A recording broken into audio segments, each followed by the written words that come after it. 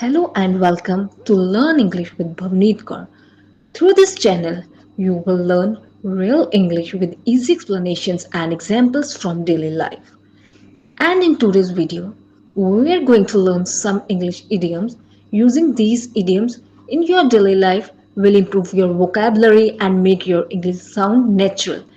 So, don't skip this video, watch till the end. Is break the ice. Break the ice meaning to start conversation and making people comfortable. Break the ice का अर्थ होता है किसी से बात शुरू करना और सिचुएशन को कंफर्टेबल बनना या करना। हिंदी में हम कहते हैं बातचीत शुरू करना और माहौल को हल्का कंफर्टेबल बनाना। जब हम नए लोगों से मिलते हैं अक्सर सब थोड़ा शाय या ऑकवर्ड फील करते हैं। ऐसे सिचुएशन में हम ब्रेक द आइस करते हैं, जैसे कोई छोटी बात, फ्रेंडली जोक या सिंपल क्वेश्चंस करके माहौल को हल्का और कंफर्टेबल बना देते हैं। सिंपल वर्ड्स में कहूँ तो ब्रेक द आइस का मतलब होता है बातचीत शुरू करना और सबको कंफर्टेबल फील करना। Example: he told a joke to break the ice at the meeting. Second idiom is spill the beans, meaning to reveal a secret or share information accidentally. Spill the beans का अर्थ होता है कोई राज या secret गलती से या बिना सोचे समझे बता देना।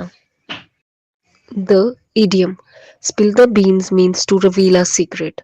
For example, in the sentence, he spilled the beans about the surprise party. It means he revealed the secret of the surprise party before time. The idiom hit the nail on the head means to say or to do something exactly right. For example, in this sentence, you hit the nail on the head. When you said practice is the key to success, it means the person's statement was completely correct. You can imagine it like hitting a nail exactly in the center. It's precise and accurate just like the statement. Idiom blow off steam means to release stress or anger. For example, after the exam, she went for a run to blow off steam. You can imagine it like steam coming out of a pressure cooker. Once the steam is released, everything feels calm and relaxed. Blow of stream का मतलब हिंदी में होता है तनाव या गुस्से को बाहर निकालना। उदाहरण के लिए परीक्षा के बाद उसने तनाव कम करने के लिए दौड़ लगाई। इसे आप ऐसे समझ सकते हैं जैसे प्रेशर कुकर से भाप निकलती है, भाप निकलने जाने के बाद सब कुछ शांत और हल्का महसूस होता है। The idiom on cloud nine means extremely happy. For example, she was on cloud nine after winning the competition. It means she felt great joy and excitement as if she were floating high in the sky on a cloud. On cloud का मतलब होता है बहुत ज्यादा खुश होना। जैसे प्रतियोगिता जीतने के बाद वह इतनी खुश थी कि उसे ऐसा लगा जैसे वह बादलों पर उड़ रही हो। Under the weather. This idiom means feeling sick. When we say I am under the weather, it means I am not feeling well.